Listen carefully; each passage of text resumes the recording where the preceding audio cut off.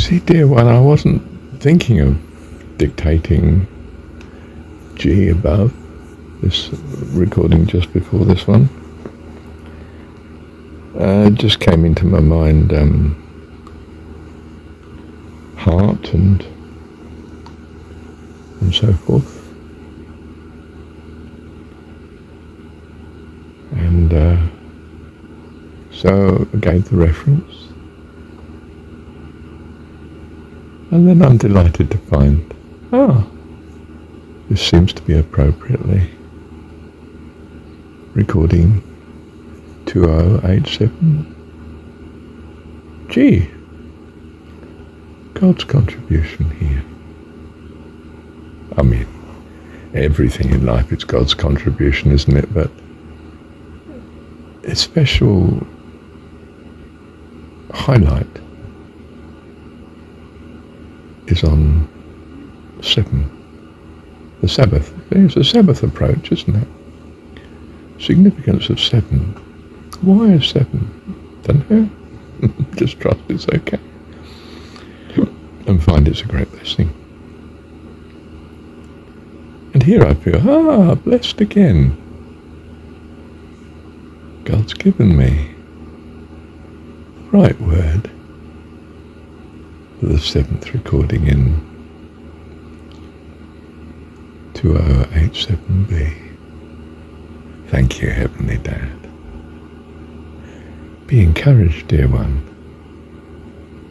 You'll quickly see God's hand in your life when you trust. And that will give you so much encouragement to trust more and more. And then guard against being distracted. Set yourself around with good habits that, like keeping the Sabbath, or writing down each day some of the things you're just thankful for to God. Or, I don't know, your practices when things are not so spiritual.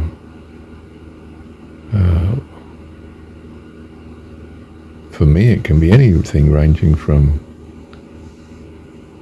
practicing my triangular breathing, Kriya as I call it,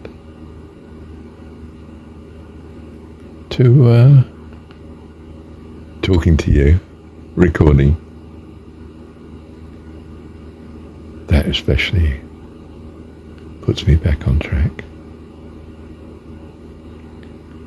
So you have these practices to fall back on so that you don't simply get distracted and wander away into the world again.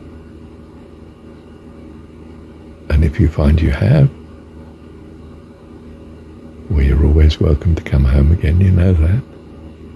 And that's what's so lovely, isn't it? His grace and His loving kindness is always there for us. Because He loves us. We're His children, and He is our lovely, heavenly Dad. Love you, Dad. Thank you, Heavenly Dad.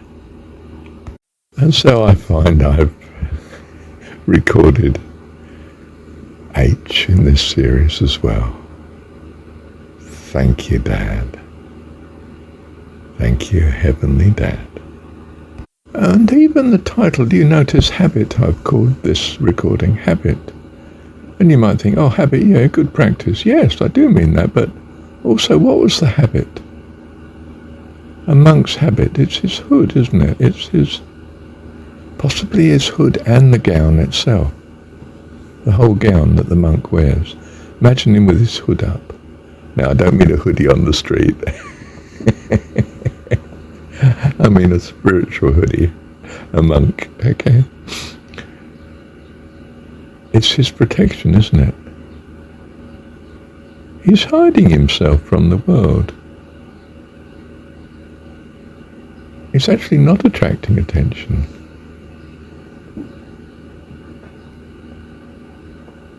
I mean, the gospel, the good news, can't be hid. You're sent. And it's on a hill in that sense. what's on the hill? Actually not what you're saying, but you, your very self. What is it about this guy, this person?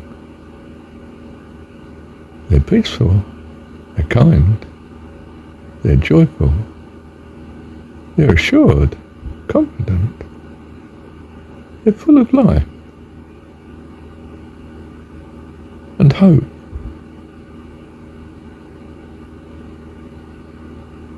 What is it about? Why is this? That's what can't be hid. But in other ways, we have a habit that protects us from the world. A habit of trusting in God. And our habits constantly enable us to do that. You know, like, as I say, keeping Sabbath or reading scripture or whatever it is that, you know, in my case it's recording and talking to you, that lifts you into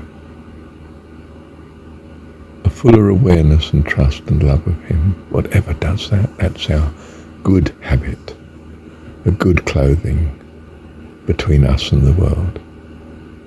Our protection, in a sense. The border of our aura, if you like, is this, our practice, our habit. You're a monk.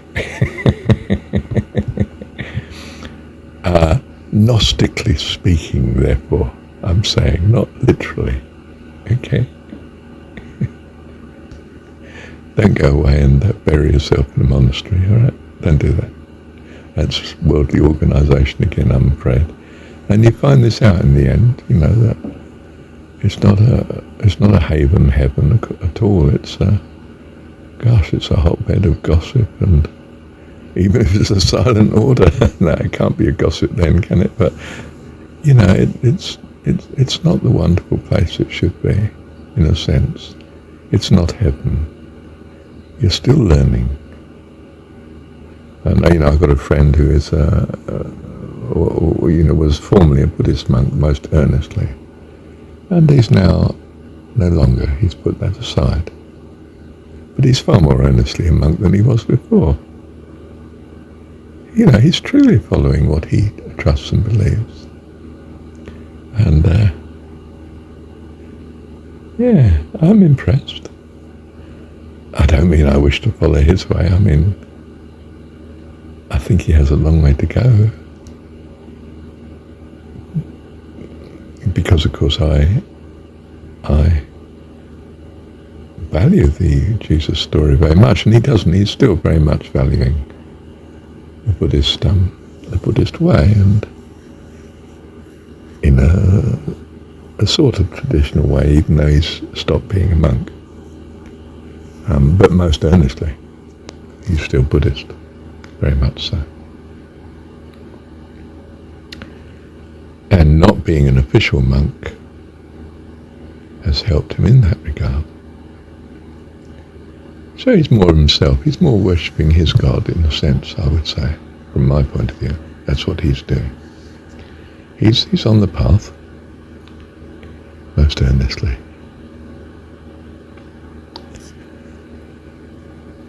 Well, let me pause a second. You're sent, and you have a good habits to wear. When you need to, I was almost going to say.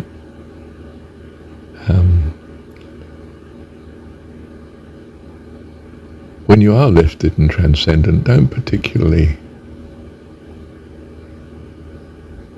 keep practicing the habit at such point in time, because you're there.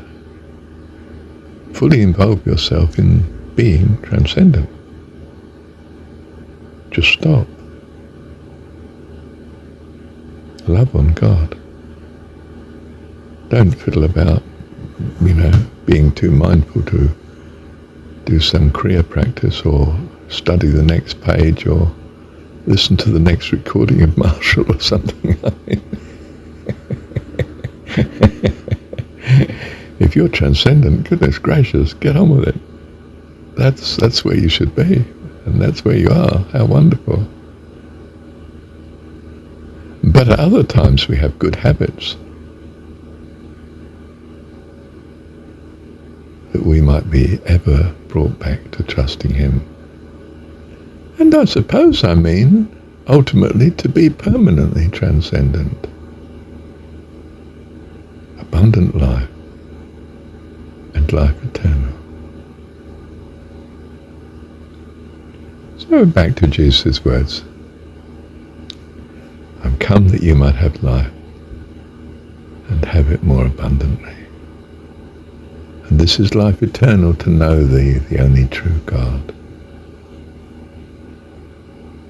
What's his name?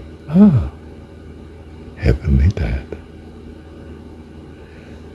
Thank you, Heavenly Dad.